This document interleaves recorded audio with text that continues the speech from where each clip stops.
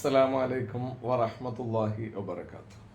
ബഹുമാനികളെ, കണ്ണേറ് ബാധിക്കുമെന്നും ആ കണ്ണേറിൽ നിന്ന് അള്ളാഹുവിനോട് അഭയം തേടണമെന്നും പരിശുദ്ധമായ ഇസ്ലാം പഠിപ്പിക്കുന്നു.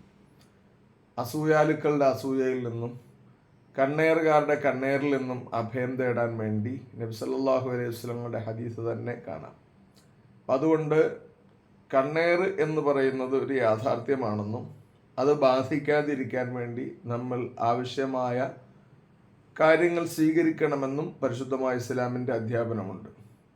പലപ്പോഴും നമ്മൾക്ക് തന്നെ സ്വന്തം മക്കളുടെ കാര്യത്തിലോ അല്ലെങ്കിൽ സ്വന്തക്കാരുടെ കാര്യത്തിലോ സ്വമേധയാ തന്നെ കണ്ണേറ് ബാധിക്കാൻ ചാൻസ് ഉണ്ട് എന്നും മഹർദന്മാർ പഠിപ്പിക്കുന്നുണ്ട്. അതുകൊണ്ട് മക്കൾ എന്തെങ്കിലും നല്ല കാര്യം ചെയ്യുകയോ അവരുടെ നല്ല പ്രവൃത്തികൾ കണ്ട് നമ്മൾക്ക് ആശ്ചര്യം തോന്നുകയോ ചെയ്താൽ ഉടനെ മാഷാ അല്ലാ എന്ന് നമ്മൾ പറയണം. മഹർദന്മാർ അങ്ങനെ തന്നെ പഠിപ്പിച്ചിട്ടുണ്ട്.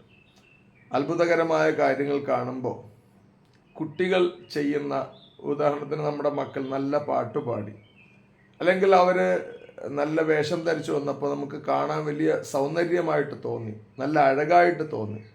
അപ്പം നമ്മളത് അത്ഭുതപ്പെട്ട് പറയുന്നതിന് പകരം എൻ്റെ മകൻ ഭയങ്കര സൗന്ദര്യമാണല്ലോ, എന്ത് അഴകാണ് എന്ന് പറയുന്നതിന് പകരം, അങ്ങനെ പറയുന്നതിന് കുഴപ്പമില്ല, പറയുന്നതിന് മുമ്പ് ഒരു മാഷാ അല്ലാഹ് എന്ന് പറഞ്ഞാൽ അങ്ങനെയുള്ള കണ്ണേറുകൾ ബാധിക്കാതിരിക്കാൻ ആ ഒരു മാഷാ അല്ലാഹ് എന്നതിന് പവറുണ്ട് എന്ന് മഹാരഥന്മാർ പറഞ്ഞിട്ടുണ്ട്.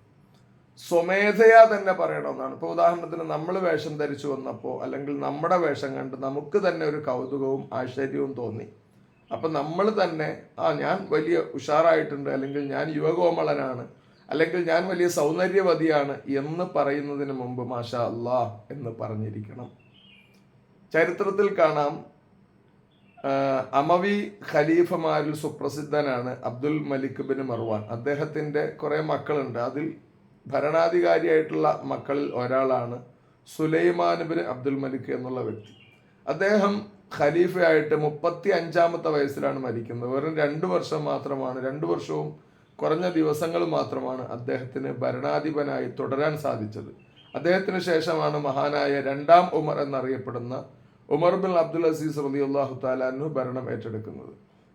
ഈ അബ്ദുൽ മലിക് എന്നവരുടെ മകനായ സുലൈമാൻ ബിൻ അബ്ദുൽ മലിക്, അദ്ദേഹം നല്ല കാണാൻ അഴകുള്ള ആളായിരുന്നു, അതുപോലെ നല്ല കവിയായിരുന്നു, സാഹിത്യകാരനായിരുന്നു, പ്രസിദ്ധനായ ഭരണാധികാരിയായിരുന്നു. പക്ഷേ അദ്ദേഹത്തിൻ്റെ ചരിത്രത്തിൽ രേഖപ്പെടുത്തപ്പെടുന്നത് ഒരു ദിവസം അദ്ദേഹം അണിഞ്ഞൊരുങ്ങി അദ്ദേഹത്തിൻ്റെ രാജാവ് എന്നുള്ള അടയാഭരണങ്ങളും മറ്റുമൊക്കെ ധരിച്ച്, അദ്ദേഹത്തിൻ്റെ രാജാവിൻ്റെ വേഷവിധാനങ്ങളൊക്കെ ധരിച്ച് അദ്ദേഹം വലിയ ഒരു കണ്ണാടിയിൽ തൻ്റെ പ്രതിരൂപം കണ്ടപ്പോൾ എന്തഴകാണ്, ഞാൻ യുവകോമളനായ ഒരു ചക്രവർത്തിയാണല്ലോ എന്ന് ആശ്ചര്യപ്പെട്ട് പറഞ്ഞു അത്രേ. അത് കൊട്ടാരത്തിൽ അന്നുണ്ടായിരുന്ന അദ്ദേഹത്തിൻ്റെ ചുറ്റുമുണ്ടായിരുന്ന എല്ലാവരും കേൾക്കുകയും ചെയ്തു. അത് പറഞ്ഞു കഴിഞ്ഞ് ഒരാഴ്ച കഴിഞ്ഞപ്പോൾ അദ്ദേഹത്തിന് അസുഖം ബാധിച്ചു. അതും കിടപ്പിലായി പോകുന്ന അസുഖം ബാധിച്ചു. അത് ഈ പറച്ചിലിൻ്റെ ഒരു കാരണം കൊണ്ടാണ് എന്ന് ചില പണ്ഡിതന്മാർ തന്നെ പറഞ്ഞിട്ടുണ്ട്. അദ്ദേഹം പെട്ടെന്ന് 35-ാമത്തെ വയസ്സിലാണെന്ന് മനസ്സിലാക്കണം, അസുഖം ബാധിക്കുകയും അദ്ദേഹത്തിൻ്റെ ആ സൗന്ദര്യം നഷ്ടപ്പെടുകയും അദ്ദേഹം പിന്നെ ആ അസുഖത്തിലായിട്ട് തന്നെ വെറും 35-ാമത്തെ വയസ്സിൽ മരണപ്പെടുകയും ചെയ്തു എന്നാണ് ചരിത്രം. അപ്പോൾ സ്വന്തം തന്നെ അദ്ദേഹത്തിന് കണ്ണേറുണ്ടായത് എന്നായിരുന്നു അന്നത്തെ പണ്ഡിതപക്ഷം. അതുപോലെ സ്വന്തം മക്കൾക്ക്, സ്വന്തം പേരമക്കൾക്ക്, സ്വന്തം ഭർത്താവിന് അല്ലെങ്കിൽ സ്വന്തം ഭാര്യയ്ക്ക്, സഹോദരങ്ങൾക്കൊക്കെ കണ്ണേറ് ബാധിക്കാം.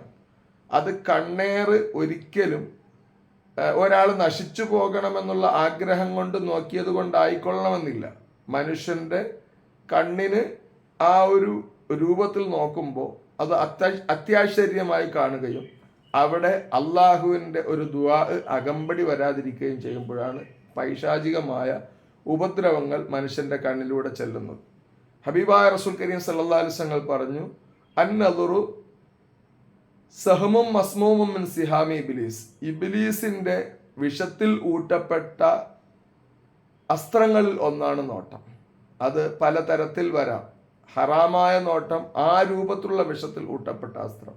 അല്ലാത്ത നോട്ടം, നമുക്ക് ഹലാലായ നോട്ടങ്ങൾ തന്നെ ചിലപ്പോൾ ആ ആശ്ചര്യം കണ്ട് നോക്കുന്നത്, അത് സൗന്ദര്യം കണ്ട് നോക്കുന്നത്, അല്ലെങ്കിൽ വളരെ കൗതുകത്തോടെ നോക്കുന്നത് ആ നോക്കപ്പെടുന്ന വ്യക്തിക്ക് ഒരുപക്ഷെ അത് ദോഷകരമായി ഭവിച്ചേക്കാം. അതുകൊണ്ട് ആ പിശാചിൻ്റെ, മനുഷ്യൻ്റെ നോട്ടത്തിൽ പിശാചിൻ്റെ ഒരു അസ്ത്രം വരുമ്പോൾ, വിഷത്തിലൂട്ടപ്പെട്ട അസ്ത്രം വരുമ്പോൾ, അത് ഹറാമായതാണെങ്കിൽ എന്താണെങ്കിലും അത് തടയണം.